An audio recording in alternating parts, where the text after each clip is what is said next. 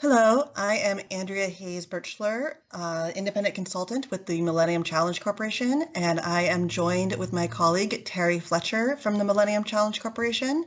We are submission number 114, and we will be presenting today on comparing measures of internet censorship.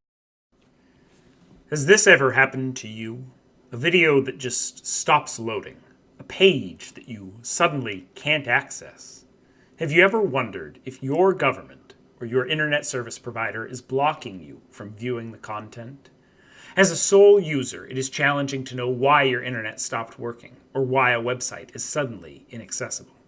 However, at a global scale, institutions have devised various methods for determining whether a government is censoring their internet. This analysis we present compares the trade-offs between two very different methods for answering the same question. Is my government censoring the internet? Now, back to the video. We'll be looking at analyzing the trade-offs between expert analysis and remote measurement when it comes to collecting data on internet censorship. In order to explore the topic of internet censorship, here is an oversimplified diagram of the internet. You start with users who are sending out requests over a connection that's through a range of different nodes, through their router, through their ISP eventually, and eventually they are connected to content servers. This is your Google, your Facebook, your Amazon, what have you. The content servers send back information and the communication continues. We define internet censorship as any method used to intentionally prevent information or services from reaching users over the internet. There are a range of methods to engage in internet censorship. We're going to focus on two that can be remotely measured, and therefore where we can compare different measurement methodologies: internet filtering and internet shutdowns. Before the internet, restrictive governments would often target content producers, such as newspapers or radio stations within their country, in order to destroy the content at its source. However, given that websites are often hosted outside of the country, this is often not an option for anyone but coalitions of countries which are targeting content that's widely deemed unacceptable, such as child pornography. Therefore, this method of website seizure, where you actually take down the website or seize the website and prevent the content from being produced at all, is not open to most authoritarian governments. These methods are generally not considered censorship in the datasets that we examine, and we're not going to focus on them here. Because countries are unable to shut down the information at the source, they're forced to attack the connection itself. One way that they do this is through internet filtering. Internet filtering occurs when user connections to certain sites but not others are redirected or blocked. For example, Iran censored several Wikipedia articles during the early 2010s on types of alcohol, including vodka. So if we take this example of three users, let's say they're all in Iran, trying to go to different articles on Wikipedia. One of them's trying to go to an article about trees, another one's trying to go to an article about Islam, and another one's trying to go to an article about vodka. When these users send their request up through their router to their ISP, the ISP is able to see the entirety of the request. And so it can send on the request to go to the tree page and the Islam page onto Wikipedia. And then it can take the other page and say, ooh, you're not going to go to that site. We're actually going to redirect you to a block page that says this content is not accessible, or it may say something like 404 not found, you have a problem with your address, and not make it appear that there actually is censorship going on. There are a range of ways that governments can do this through things like DNS poisoning that we're not going to dig into too much here. It's important to note that this is something called subdomain filtering. This is taking different pages on Wikipedia and being able to filter them out, being able to say one page is acceptable but another is not within a domain. This has become much more difficult with the rise of encryption, particularly HTTPS. This means that censors can no longer see which subdomain a user is going to. They can just see the broad domain name. So when the users type in their URLs, those the subdomains are encoded and encrypted, and therefore the router or the ISP is unable to see what that information, what particular page you're trying to go to. And so they just see 3 requests going to Wikipedia and 1 request going to buyvodka.com. Well, they want to continue censoring things so they can send the buyvodka.com to a block page, but all of these people that are going to Wikipedia, these censors forced to choose whether they want to censor all of Wikipedia and send all of those requests to a block page, or censor none of it and allow even the vodka request to go through. And in fact, this is exactly what Iran did. When Wikipedia upgraded to HTTPS protocols, Iran was not able to block any specific article in Wikipedia, and so they allowed all of the requests to go through. So this is a type of internet filtering, where some pages are blocked but others are not. Now, due to encryption limiting the ability of governments to censor specific portions of a website, in recent years, more governments have turned to full internet shutdowns, blocking all pages on the internet for certain users. These can be targeted to areas as small as neighborhoods or countrywide. They can last for a few hours or up to several years. They are often implemented during elections or in regions with minority populations that the government is oppressing. While internet filtering targets the information that you are trying to access, internet shutdowns target the people who are trying to access information. And so if you are shutting down your internet in a region that has an ethnic minority that you're trying to oppress, you're not just blocking their access to specific types of information, you're blocking the entirety of their access. So this can be particularly problematic, as we see, because a lot of people in that region may not be trying to access controversial content. They might be trying to buy things, run their own businesses, or engage in the economy in various ways, or just get general information about prices and these things. There is a range of evidence which shows that internet shutdowns in particular are much more harmful because they don't simply limit the activities of activists that may be trying to work against a repressive government. They limit the activities of the whole population in a region, and they limit all of those activities, including the majority of activities done on the internet which have nothing to do with government protest. In this day and age, the practice of censoring the internet is widespread. The censoring of the internet can result in numerous negative consequences for individuals that live in countries where it is censored. These include consequences such as the repression of civil liberties and the curtailing of freedom of expression or freedom of speech. It's often been cited that human rights violations are more likely to take place during periods of internet shutdowns when it's harder to monitor and report on said violations. It is also the case that education or health services can be reduced when the internet is filtered or shut down.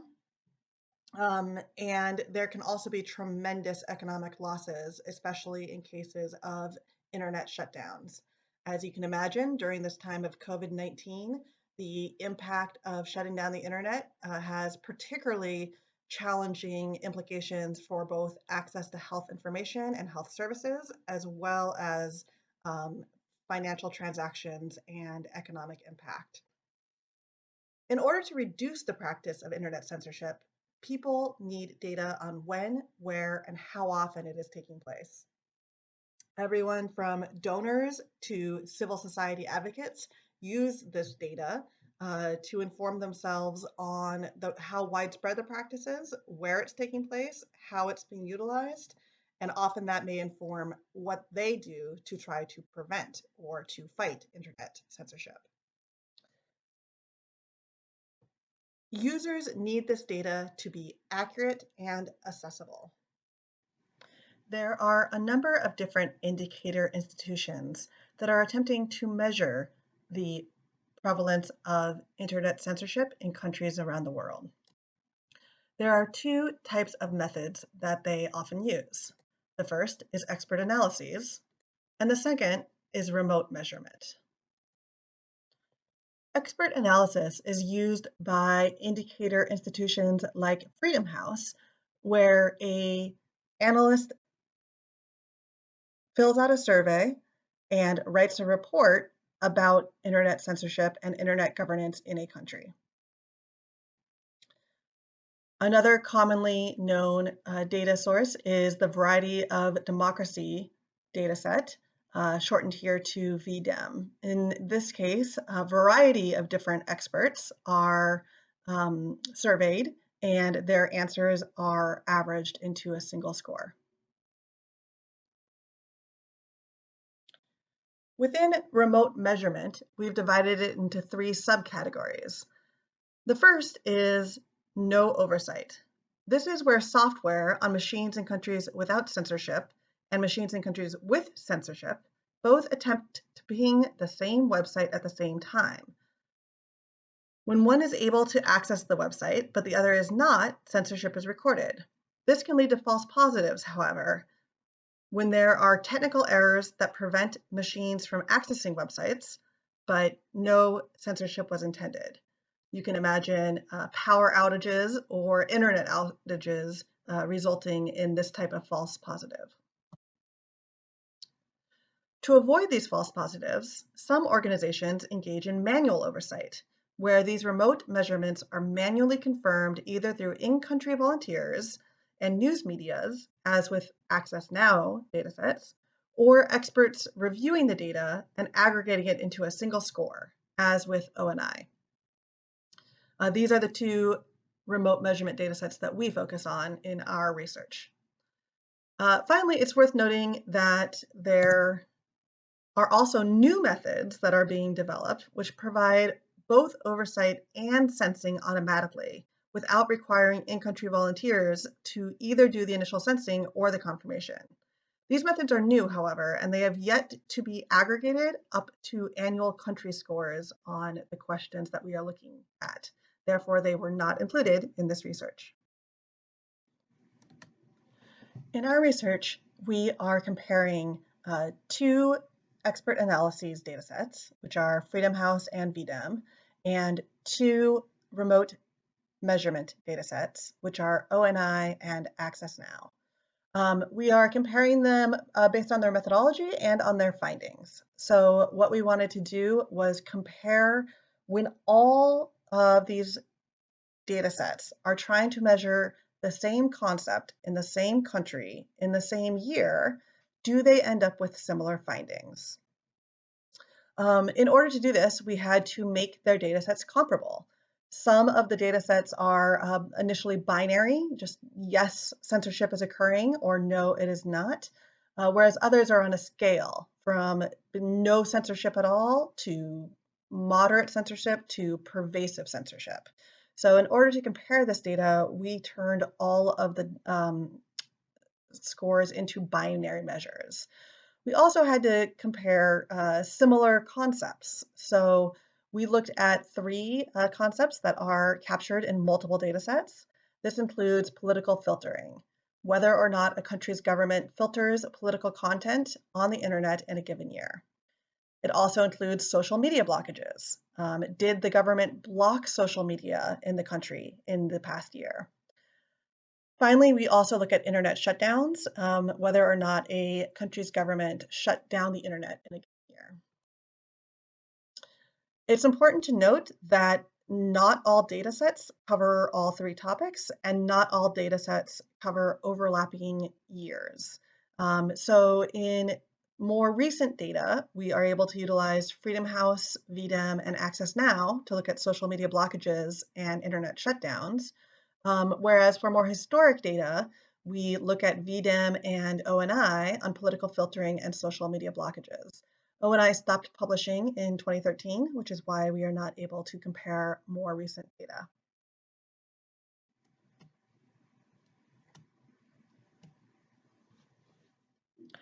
Our findings suggest that the remote sensing methods, such as ONI and Access Now, are less prone to false positives. In 95.6% of the cases that we looked at, any censorship that was captured with a remote sensing was also captured by expert analyses. So there was quite a bit of a confirmation that if a remote sensing data set said that censorship was taking place, then it almost certainly was. And this makes sense when you look at their methodology. They have a pretty strict criteria for verification because they are trying to ensure that false positives don't take place because of their machine methods. However, the flip side to this is they may be more prone to false negatives. The high standard that they set for themselves in terms of verification means that there may be cases where censorship is taking place, but without being able to prove it, they do not include it in their data set. This may particularly be the case in countries where civil society and journalists are repressed and not able to support their efforts. Expert analyses, on the other hand, appear to be more prone to false positives, and in particular, V-Dem's dataset. There are a couple reasons that this could be the case. The first is that experts may be conflating various internet governance issues. So when asked about internet shutdowns, they may say they're occurring when what they really mean is internet filtering is occurring. Or they may think that because a country has a negative track record on civil liberties writ large, they must also be censoring their internet.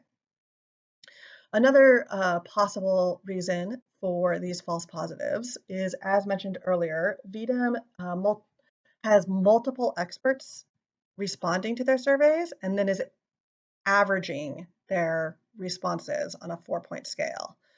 This averaging may be forcing some of the responses towards the middle. And since we used a binary metric where either censorship was captured or it was not, we may have seen more false positives with V-Dem. However, again, conversely, they appear to be less prone to false negatives. There is research that suggests that sometimes these expert analyses accurately identify censorship in places where it is taking place, but where remote measurement does not identify it.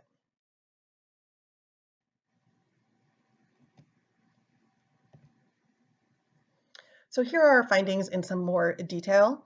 When we look at the question of whether or not a country shut down its internet, in almost 2/3 of cases, Freedom House, V-Dem, and Access Now all agree with each other. So this might mean that they agree that internet censorship is taking place, or they might agree that it's not taking place. But regardless, they are all coming to the same conclusion. However, you can see in red that in cases where only one of them believe that censorship is taking place, it is almost always a variety of democracy that is identifying that censorship. Conversely, in cases where only one of the data sets does not cite censorship, it is almost always Access Now, which is using remote sensing that does not cite the censorship. The same trend is seen in social media blockages. Just over half of the time, all three data sets agree with one another, but when they don't, it is usually V-Dem that is citing censorship in the country, where the other two are not. And conversely, it is usually Access Now that is not citing censorship, even when both the expert analyses are. This pattern is consistent in the historical data as well. When we compare V-Dem data and ONI data on social media blockages, they agree about 3/4 of the time, but in cases where only one of them counts censorship, it is much more likely to be V-Dem. Similarly, on the issue of political filtering, they agree a little over 2/3 of the time, but once again, if only one data set identifies censoring, it is much more likely to be V-Dem.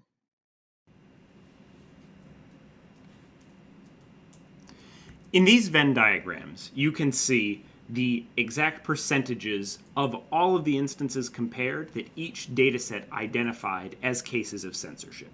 So in this Venn diagram, you can see that all of the percentages in the red circle are cases that were identified by Freedom House, instances of social media blockage. So Freedom House uniquely identified 7.3% of cases.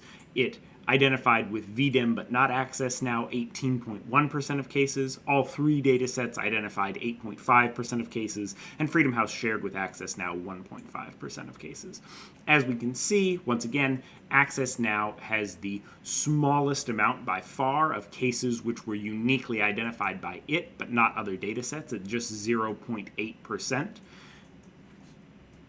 In terms of internet shutdowns, the pattern looks similar and the graphs are effectively the same. So V-Dem is all of the percentages within the green circle, for example, and V-Dem is identifying uniquely the most share of cases that aren't shared by either other data set at 19.6.